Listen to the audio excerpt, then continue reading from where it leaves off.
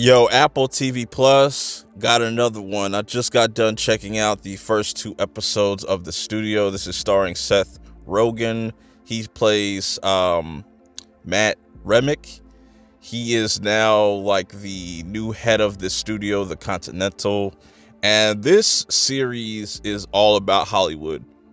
It's a satire on Hollywood, and I feel like these first two episodes kicked off perfectly, where in the first episode we deal with the promotion for Matt and the next steps of what he wants to do as the studio head. And Bryan Cranston's in there. He's kind of pretty much his overseer as Griffin Mills. And this guy, he is a shark. You know what I'm saying? He's the one kind of studio guy that oversees things, and he just wants capital. He just wants big budgeted movies. He don't care about none of this art house shit that Matt likes. Matt likes actual films. And I like the jabs that they take in both the first and second episode, taking shots at stuff like how things are shot, like using the volume, or taking shots at certain people that are perverts that make good films, as they say in this, and even just mismanaging budgets on movies. And so now he's in charge of making a Kool-Aid movie. And this was really creative at how they did this, because it kind of shows you the step-by-step process of like a studio head and what he has to do, get a director.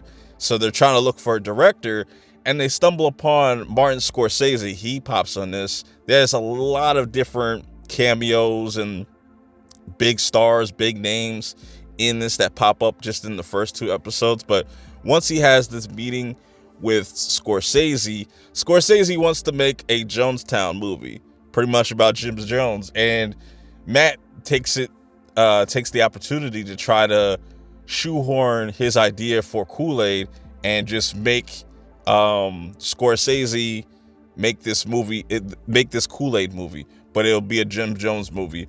He was gonna give him like $250 million for his budget and buy the script off of him for like $10 million, but then Mills gets wind of this and says, "Look, you got to kill this." So pretty much what ends up happening is Matt buys the script, so he tells Scorsese, not tells him, but he tells Mills that he's going to kill it.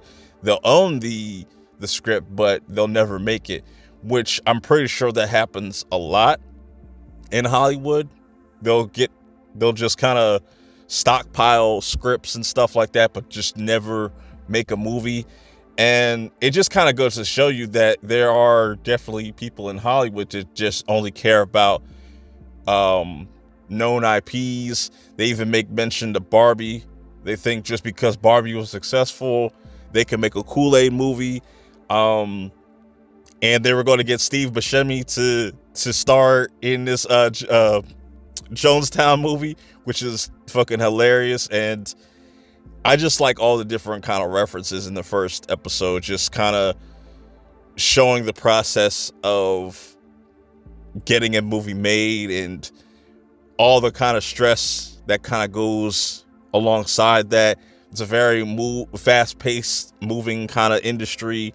Just so he pretty much has to make this movie. And then the second episode really kind of focuses on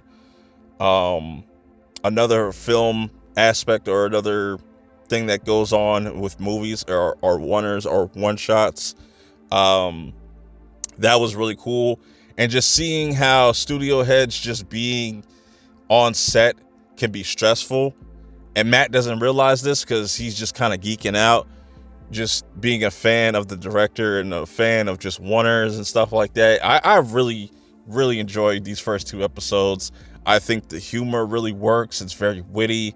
I think just the amount of A-list talent that's on this show is ridiculous as well. From Bryan Cranston to Catherine O'Hara and Steve Buscemi, fucking Martin Scorsese. The list goes on. And I can't wait to see who else pops up in these episodes and the different types of themes that they kind of talk about.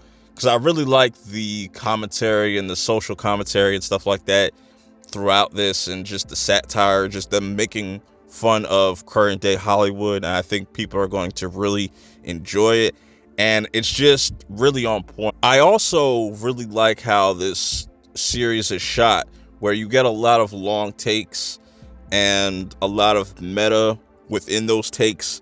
It's very dope. And I really like the second episode. I think the second episode is going to be kind of underrated for most people, even though it's a much shorter episode. I think it's like a little under 30 minutes long, but just kind of showing you the stress that goes on set, especially if there's a studio head there and they're just being distractive and wanting to change certain things, or they feel nervous of them being around, because if they mess up, they might get the boot.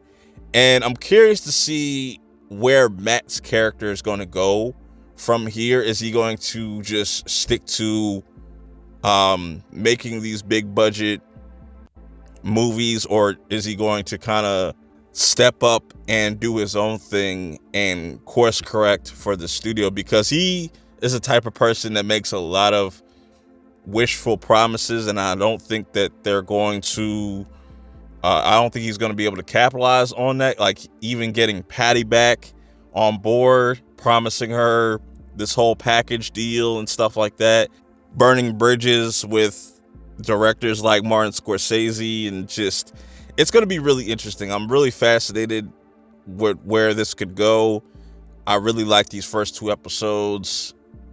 They almost felt too short, even though the first episode was like 44 minutes or so. Like, it just kind of went by really quickly. But like I said, I like the style of this. I like the subtle humor, some not so subtle, you know what I'm saying? And just how it reflects on what Hollywood is going through today. And I can't wait for more people to check this out. Let me know if you get around to checking out the first two episodes of The Studio. Let me know your thoughts. Which episode do you prefer more, episode 1 or episode 2? What were some of your favorite moments? What would you like to see moving forward with Matt's character? Because I definitely think there's going to be some interesting directions that they could take.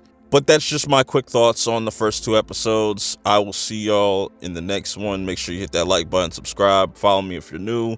Till next time, I'm out. Peace.